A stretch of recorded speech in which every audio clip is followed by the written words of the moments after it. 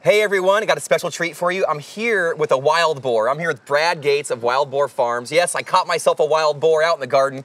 So Brad, tell us a little bit about yourself. What is Wild Boar Farms and why should we get excited about it? Wild Boar Farms it started off, I was growing everything I could, trying to sell at farmers markets, and then it evolved into tomatoes, and particularly crossing heirloom tomatoes and coming up with new varieties that are even more exciting and more fun to grow than ever. So these are like some new age hybrids. You call them exotic tomatoes. I think that's a pretty accurate name for them.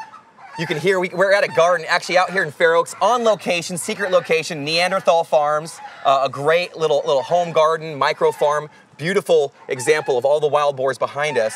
So when it comes to making a new variety, it's like what are you looking for? What's good to you in a tomato?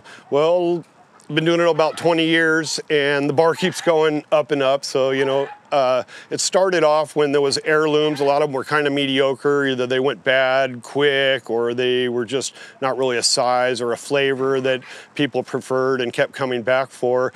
And then I actually started saving seeds of my own because I learned these heirloom tomatoes were so special. You could save your own seeds, which is weird, but I kind of grew up in the F1 hybrid generation. So this was a cool novelty to be able to save your own seeds. And I started doing that, and maybe 2 to 5% of the time, heirloom tomatoes will accidentally cross. And I had some accidental crosses show up in some of the seeds I saved.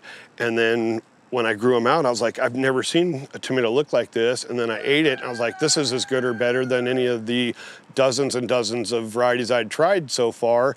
And then I started learning that you can stabilize those and turn them into an open pollinated variety, which is what heirlooms are. So they start off as a hybrid when they cross, and then if you select the same thing for say 5 to 8 generations, it becomes stable, open pollinated, and it'll come true to seed just like heirlooms will. That's fantastic. Now, do you have any varieties right now that are some of your favorites?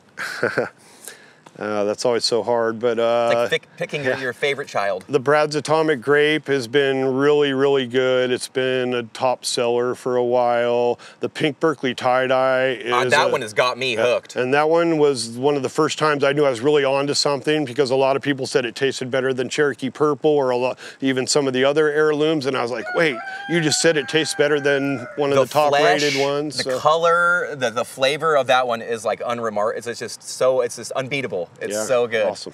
Yeah, I've been loving it. We're growing some of your varieties at my school, the Black Beauty, the Atomic Fusion, Cosmic Eclipse. So if you can already tell, you have some pretty wild names. So what is the origin story behind all these wonderful names for your tomatoes? So some of them started off kind of boring. Years ago, I was just putting a pig name on whatever I could. I had red boar, black boar, pork chop, different ones like that. And I was actually going to quit many years over. I had to quit the tomato business because it wasn't good for, I needed to do something better for my family. And then each year I'd go, I'm going to try it one more year. And then finally I was going to quit, and I released a bunch of my varieties on an internet tomato website. And I figured I sent them to several people, and I thought, I'm going to quit, but I want these tomato varieties to be out there. And maybe 20 years from now, somebody will say, why are all the best tomato plants in my garden have some silly pig name on it? And it maybe lead back to me.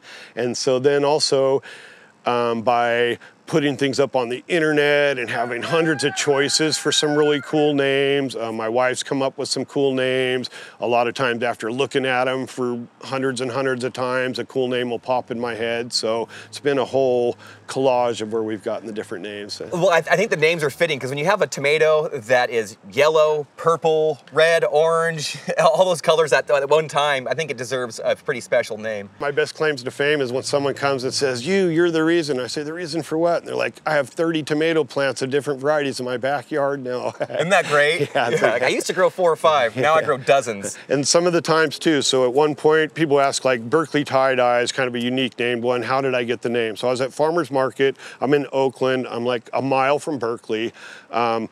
And this guy comes up, he's got a tie-dye shirt on. He's a basic, well, you're in Berkeley. He's a hippie. He's got everything, you'd be a stereotype. And he grabs a Berkeley tie-dye and he puts it on his shirt like this, and he goes, And so from that day on, it was called Berkeley tie-dye. And then that evolved to pink Berkeley tie-dye and a couple others, because it was such a, I finally came up with a cool name. I wasn't just splashing a pig name on everything at that time. Yeah. Well, you deal with genetics. It's pretty remarkable. And so how did you learn how to breed tomatoes? That's pretty incredible. Yeah, you know, it sounds super complicated, but it really is not super complicated. The main thing that I had, I was growing between 10 and 20,000 plants a year, mainly growing for farmers market. So I had great selection. I could get a really unique, one-of-a-kind tomato and then grow out 50 or 100 of them the next year and pick the best of the best and keep doing that year after year. So the fact that I happen to be given from Mother Nature some really cool, unique crosses that